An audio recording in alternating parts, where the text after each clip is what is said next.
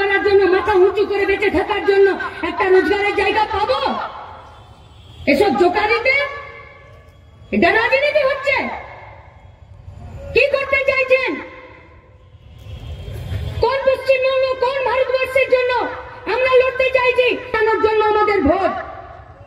দেশের সংবিধান ছেলে মেয়েগুলো সব দক্ষিণের রাজ্যগুলোতে চলে যাচ্ছে পরিযায়ী শ্রমিক হয়ে। কি পেল শ্রীরামপুর?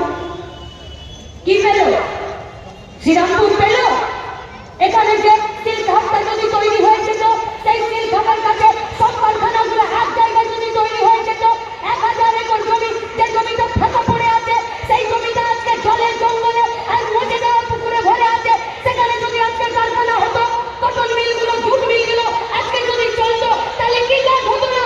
আমি কিছু হোক আর না হোক, আমার হুগলি ছেলে মেয়েগুলোকে বাইরের রাজ্যে গিয়ে অর্ধেক বডি হয়ে আমাদের রাজ্যে ফিরে আসতে হতো না। তাই বাংলার নিজের মেয়ের রাজত্বে বাংলার ছেলেদের আজ শ্মশান ঘাটে আর জানাজাতে যাওয়া ছাড়া কোনো উপায় নেই। তাই বাংলার মেয়েকে হারাতে হবে।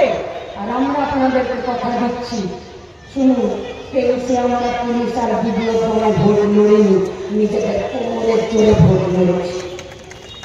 পুলিশের ছাতা আছে, ঠিক করে নিন।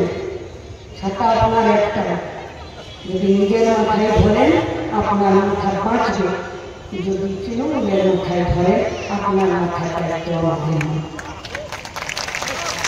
নয়।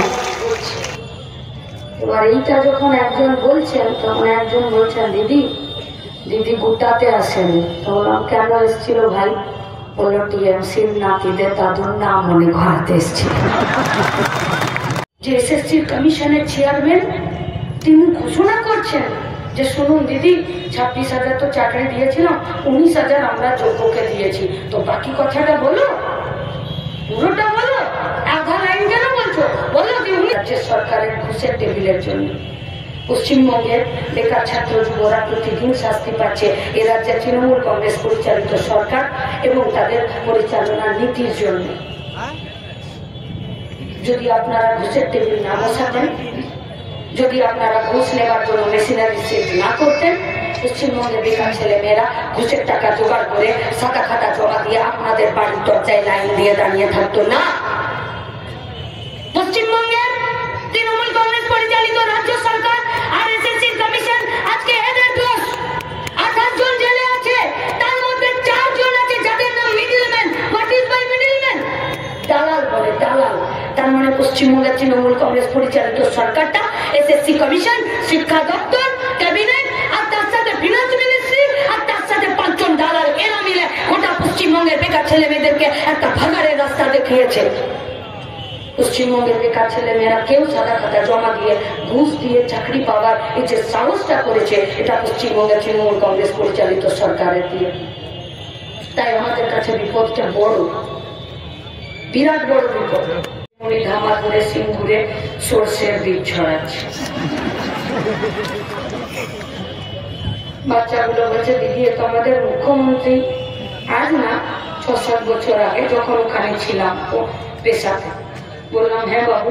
বলছে দিদি বুঝতে পারছি না, আপনি বলেন এই চাষের জন্য এই প্রয়োজনীয় শর্ত, ওই চাষের জন্য প্রয়োজনীয় শর্ত, কিন্তু আজ আপনাকে শেখাতে হবে সর্ষের বীজ ফলালে কি করে ধান উৎপাদন। বাড়িতে যাচ্ছে সব।